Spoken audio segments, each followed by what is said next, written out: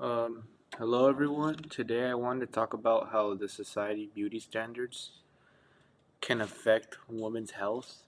I'll be looking at Carol Ann Duffy's poem called The Diet and the 1970s Shape advertisement called You Know Why She's Wearing That Sweatshirt, Don't You? Both of these texts show how beauty standards can be harmful, but in different ways. Duffy's poem talks about the dangers of extreme dieting, while the Shape ad uses these standards to sell products. Together, they show how society pressures women to try for unrealistic body ideals.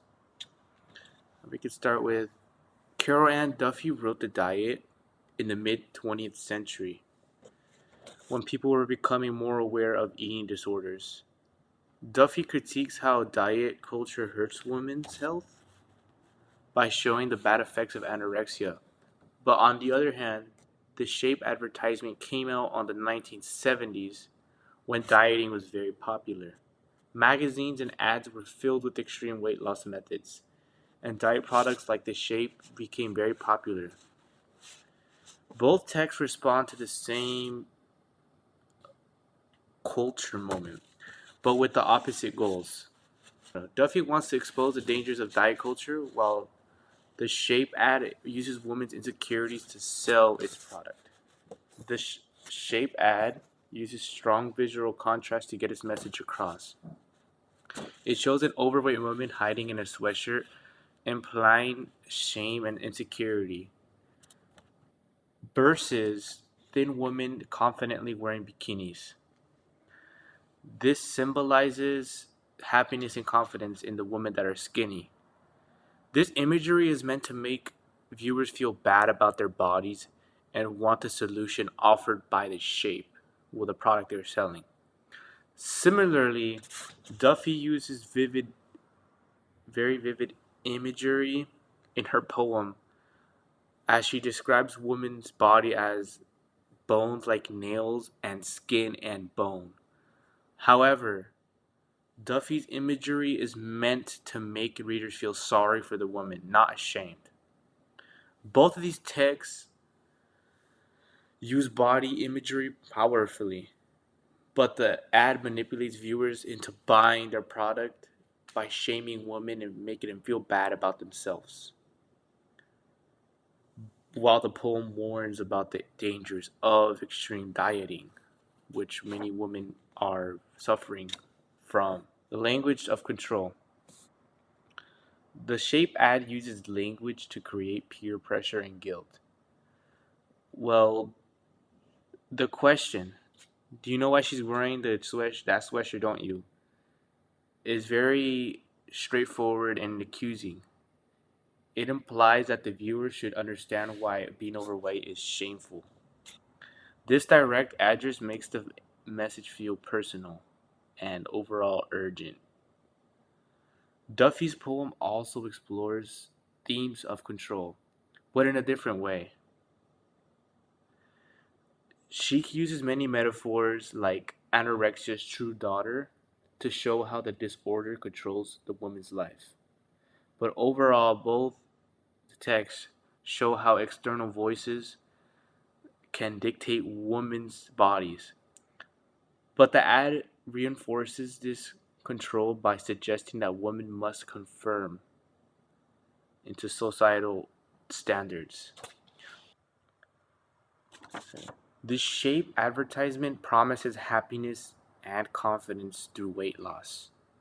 It overall implies that by using their Shape product, women can achieve their dream body, and it can make them feel they're secure enough to wear a bikini, as shown in the picture from these three women, I mean, where the two women are happy from wearing their own bikini, and the other one is wearing a non-revealing clothes set, since supposedly she's sad. While in contrast, Duffy's poem shows the horrifying reality of extreme dieting. It explains how the woman becomes so thin that she is described as seed small, blown away by the wind. ultimately disappearing. This metaphor can reveal what advertisements never show: the physical and mental collapse caused by the diet culture.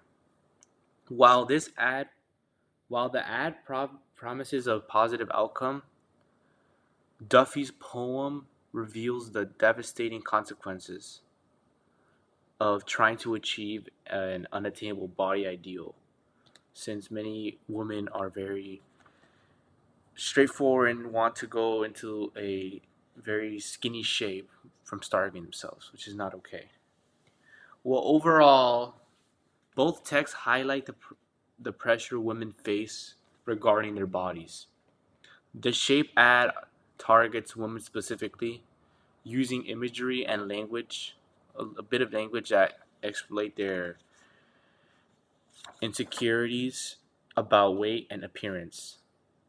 While Duffy's poem critiques how society forces women into unrealistic beauty standards. The ad's swimsuit imagery reflects how women's bodies are constantly judged. The Shape ad contributes to the culture of shame and anxiety, suggesting that women who do not meet the certain beauty standards are inadequate. This can lead to a low self esteem and mental health issues from the women that feel as if they are not in shape. While on the other hand, Duffy's poem highlights the severe and psychological impact of anorexia. It is overall portraying a woman consumed by her desire to be thin, since she overall feels that she needs to be thin, where she then starves herself in throughout the entire poem. Both of these texts show how societal pressures can affect a woman's mental health. But Duffy's poem is a call to action, urging readers to recognize the dangers of these pressures, while the other ad just makes women that might not be in shape feel ashamed of themselves, saying that their product is going to get them skinny. It's just advertising the product so women that feel unshaped can buy their product. To end this in conclusion, while the Shape advertisement represents how companies profit from women's insecurities, the poem called The Diet reveals the human cost of these pressures, from showing the way that these women suffer throughout the poem. Together, they form a powerful critique of beauty standards, one by exposing its methods and the other by its consequences. This comparison shows why we must critically examine all messages about women's bodies and challenge the societal norms that led to the harm of these things.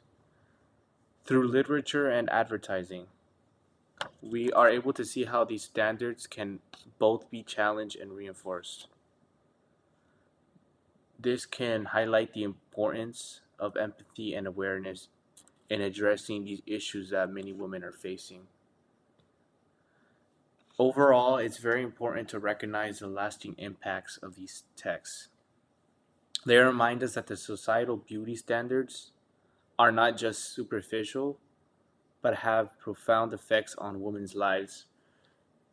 Overall, these ads from the 1970s caused many women to be very insecure. Until nowadays, it might not be shown, but there are still many women who are insecure, but it wasn't as ruthless as the ad from the 1970s. From reading and viewing both of these texts, such as the poem from Anne Duffy called The Diet of the Woman that has anorexia, and the advertisement of the girl that is wearing a sweatshirt covering her body, we should be able to work toward creating a more inclusive and supportive environment for all women that may feel left out. And thank you.